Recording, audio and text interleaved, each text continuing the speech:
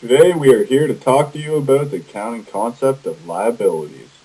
Through our slides, we will be going in depth about the classification of liabilities, along with examples so as you can fully understand this accounting topic. Let's start off with a definition of liability. Liabilities are an entity's obligations to pay money or provide goods or services to suppliers, lenders, customers, and government. In basic terms, a liability is what is owed to someone else through some kind of transaction between the two. Much like assets, there are four requirements under IFRS that classify liabilities. It must be a present obligation, be the result of a past transaction or economic events, must be a probable sacrifice of economic resources, and must be reasonably measurable. With liabilities, there are two classifications, current and non-current liabilities. Current liabilities are an entity's debts or obligations that are typically due within a year. For example, accounts payable. Non-current liabilities are an entity's debts or obligations that are greater than a year in length. For example, bonds payable. Let's look at how accounts payable meets the four requirements of liabilities. For example, Company A purchases furniture on credit from Company B. There is an obligation between the two because there is an exchange of goods. There is an economic event because Company A is buying from Company B on credit. There is an economic sacrifice because Company A is purchasing the furniture on credit and Company B is giving up the furniture. It is measurable because there is a set amount for the furniture and more than likely Company B will get the amount. Here are some good examples of liability. The likes of customer deposits, income tax payable, and dividends payable can also be classified as liability. Debt is amounts borrowed and owed by an entity. It can be long-term, non-current, with any debt that lasts more than a year, or current. Many entities use long-term debt to finance their businesses. A few examples of debt instruments are bank loans, which are amounts borrowed from banks; bonds, a formal borrowing arrangement in which the borrower agrees to make periodic interest payments to lenders, as well as repay the principal at a specified time in the future; debenture, a bond with no collateral provided to the lender; mortgage, a loan that provides the borrower's property as collateral; and notes payable, a formal obligation signed by the borrower promising to repay the debt. An accrued liability or expense is generally recorded when an entity incurs an expense without the presence of an external event. Now, an external event can be seen as an invoice or the proof of the expense through a receipt. Managers of a business require timely information to reflect accurate financial statements for their stakeholders. Accrued liabilities can be estimated adequately, but may require adjusting entries to recognize and record liabilities that are not already recorded. Examples include but are not limited to wages and salaries for employees, interest costs incurred but not payable until later, and the acquisition of products but not invoiced. The accrual of interest can also be seen on a bond. Interest on a bond is accumulated on the bond since the last interest payment up to but not including the settlement date. It has to do with the payable that has been recognized but not paid up till this point. A liability is derecognized if the present obligation is eliminated and are no longer required to transfer economic resources for that obligation. Pretty much the derecognition occurs when a liability is removed from the balance sheet.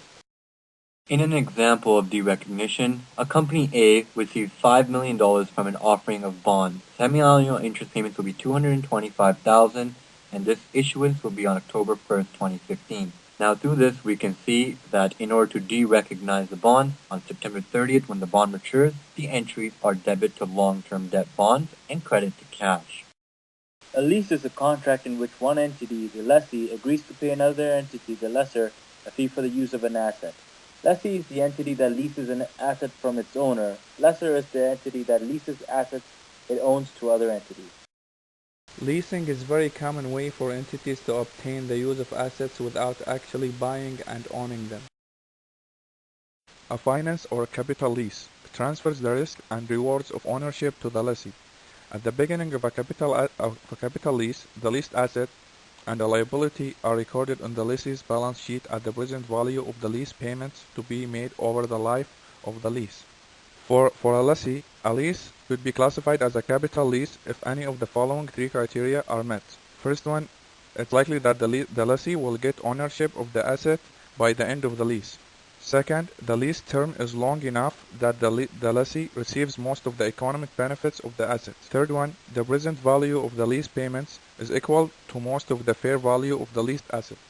With an operating lease, the lessee does not record the leased assets or the associated liability on its balance sheet. Instead, the lessee recognizes an expense when a payment to the lessor is paid or payable, and the lessor recognizes revenue from the lease when payments are received or receivable. When a lease is classified as an operating lease, the lessee has off-balance sheet financing.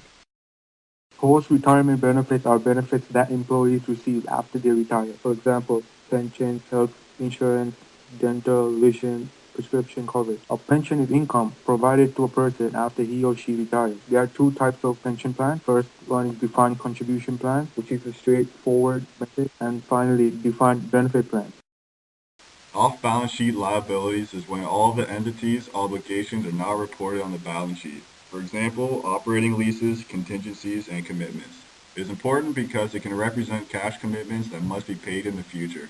Also, they affect the risk of the entity.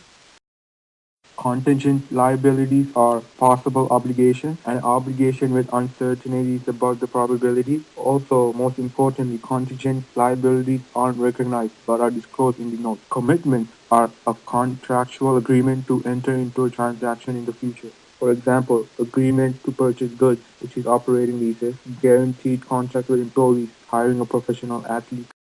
Subsequent events are events that occur after the end of the reporting period, but before the statements are authorized for release. There are two categories. First one is provide evidence of conditions that existed at the reporting period, adjusting events. For example, settlement of litigation, detection of fraud, declaration of bankruptcy by a customer due to circumstances existing at the end. The second category is events that arose after the reporting period, non-adjusting events. For example, fire or flood, purchase of a business, issue of capital stock or long-term debt, commencement of litigation. Disclosure. There is some information that is not included in the balance sheet. However, disclosure in the notes is required. For example, principal repayment schedule, letter of credit, agreements, and any information that is important to stakeholders but doesn't show up in the balance sheet. Now that you have a better understanding of the technical knowledge of liabilities, let's connect it to a real-life example to further understand the concepts. We will be using Coca-Cola Enterprises for our illustration purposes. Let's begin by taking a look at the liabilities in Coca-Cola's 2012 balance sheet. Coca-Cola has only listed 3 liabilities under current liabilities. However, multiple liabilities are consistent within each of them. For example, accounts payable. Accounts payable was stated to be $1.8 billion for the 2012 year end, a 7.5 or $128 million increase from the previous year end. As mentioned earlier, accounts payable is consisted of all these liabilities. Here we see provision liability presented through income tax provisions by Coca-Cola.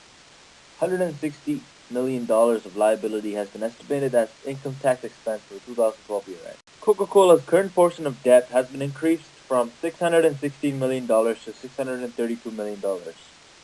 Total current liabilities for 2012 was $2,579 million. Coca-Cola states that their non-current liabilities have increased from $116 million to $276 million. Coca-Cola contributed $121 million in 2012 towards their pension plan for their employees.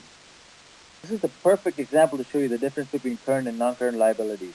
Any liabilities less than 1 year will be current liability, and in this case it's $1,134 million. The rest of the liabilities which are more than 1 year are non-current liabilities, which equate to about $4,048 million. Coca-Cola's total liabilities for 2012 is $6,817 million. Not quite yet. Coca-Cola can only list liabilities on their balance sheet that have met the characteristics of liabilities under IFRS. Remember those, the first things you learned in this presentation? So what other liabilities could Coca-Cola possibly encounter? Well, there is liability, even if it's not recorded on the balance sheet, off-balance sheet liabilities. But Coca-Cola says off-balance sheet arrangements are not applicable. But after digging through their financial statements, we found that they have purchase commitments. These purchase commitments weren't recorded on the balance sheet, but they are very significant, as they're also liabilities to Coca-Cola.